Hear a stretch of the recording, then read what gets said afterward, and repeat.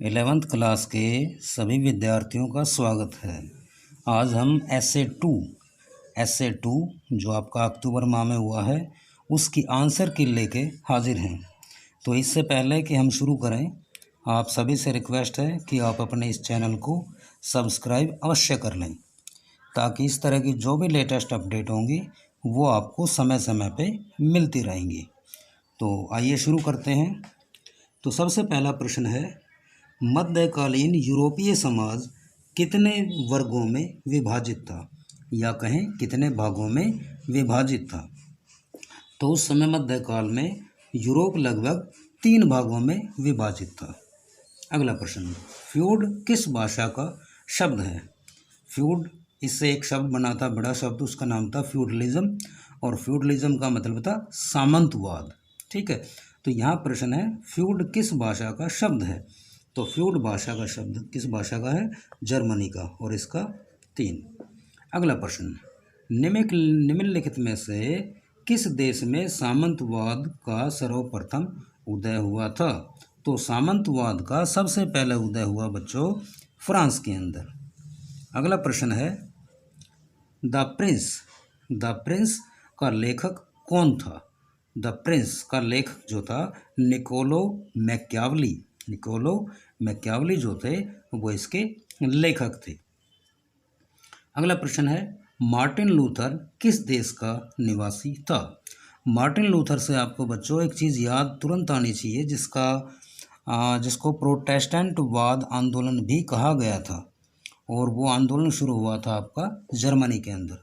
तो Martin Luther जो था वो किस देश का निवासी था, तो वो था जर्मनी का। इसके बाद चलते हैं अगले पृष्ठ के ऊपर। अगला प्रश्न है कि चर्च का सर्वोच्च अधिकारी कौन था। तो चर्च का सर्वोच्च अधिकारी था पोप, और उस समय सबसे बड़ी जो चर्च थी वो रोम के अंदर सबसे बड़ी चर्च थी, और उस चर्च के हेड को बोलते थे पोप। तो सबसे बड़ा अधिकारी, धार्मिक अधिकारी, उसको पोप बोलते थे। अगला प्रश्न, लॉर्ड का आवास क्षेत्र मैनर कहलाता है, यह सत्य है या असत्य है। तो बिल्कुल सत्य है। ठीक है। अगला प्रश्न है, ये उचित मिलान करें। तो भूमि कर कौन लेते थे।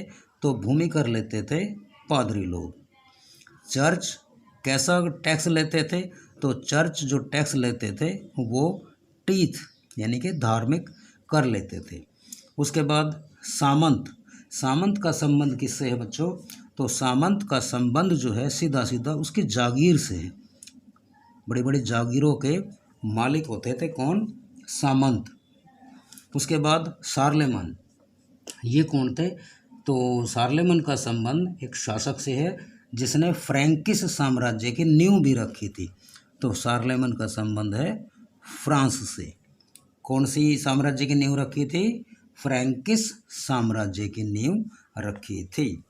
अगला प्रश्न है, अब ध्यान से देखते चलेंगे। अब 2 नंबर के प्रश्न ये आपके सामने आ रहे हैं।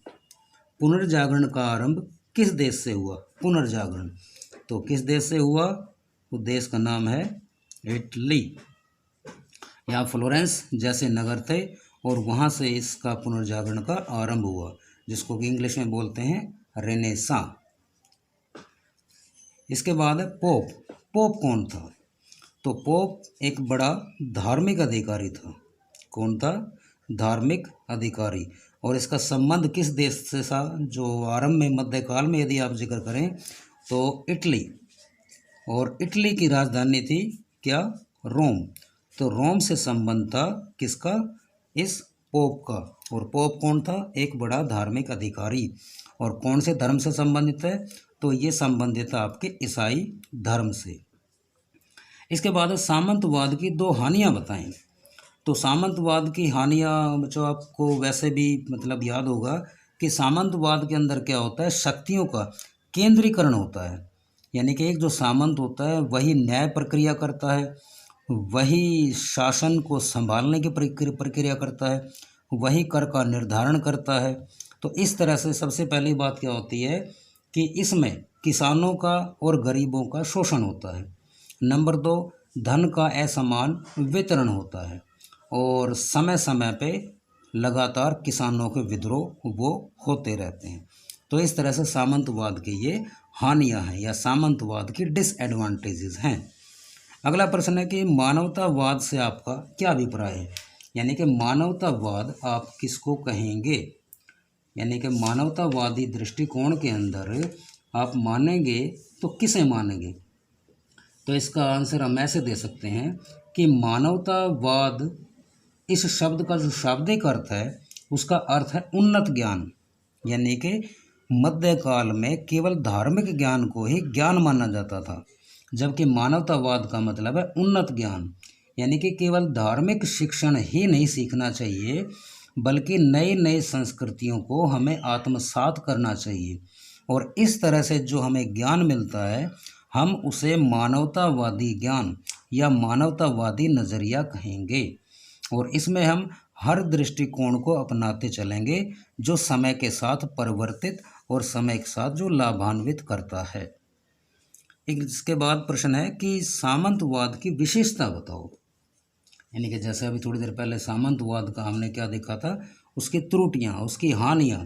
अब इसकी विशेषता देखें तो विशेषता में सबसे पहले आएगा कि सामंत जो होता है, सामंत वो मतलब सारी जितनी भी जागीर है जो भूमि है उसका मालिक होता है। और सामंत के ऊपर एक पदवी और है, सबसे पहला पदवी है राजा की, उसके बाद सामंत की, ठीक है, और उसके बाद आती है किसकी, कृषकों की। तो इस तरह से एक पद सोपान बन जाता है, यानी कि श्रेणीबद्ध रूप से समाज को हम देखते हैं। नंबर एक। नंबर दूसरा क्या है, दूसरा शासन व्यवस्था। शासन व्यवस्था जो होती है इसकी कुल मिला के हम यदि कहें तो दुरुस्त नहीं होती, दुरुस्त यानी कि सही नहीं होती, ये भी इसकी खासियत है। उसके बाद क्या है, न्यायिक व्यवस्था। ये दोनों यानी कि राजा और सामंत दोनों के दोनों ये है न्यायिक व्यवस्था, न्यायिक अधिकार भी रखते हैं। इसके अलावा क्या है कि जो पूरा का पूरा समाज है वो श्रेणीबद्ध रूप में बटा हुआ है। श्रेणीबद्ध रूप में कैसे कि सबसे पहले राजा, उसके बाद ड्यूक है, सामंत है, नाइट हैं यानी कि योद्धा वर्ग, उसके बाद कृषक वर्ग, उसके बाद श्रमिक वर्ग, उसके बाद दास वर्ग। तो इस तरह से पूरा का पूरा समाज जो है श्रेणीबद्ध रूप में बटा हुआ है। इसके बाद जितने भी सामंत हैं वो कृषकों के साथ एक रूप से संबंध, एक रूप से समझौते के रूप में जुड़े हुए होते हैं, जिसके कारण क्या होता है कि लगातार शोषण बढ़ता रहता है। तो इस तरह से आप 5-6 इसकी विशेषताएं बता सकते हैं। आशा है आप सभी संतुष्ट हुए होंगे और अगले वीडियो के लिए हम जल्द संपर्क करेंगे, जल्द मिलेंगे। तब तक के लिए थैंक यू।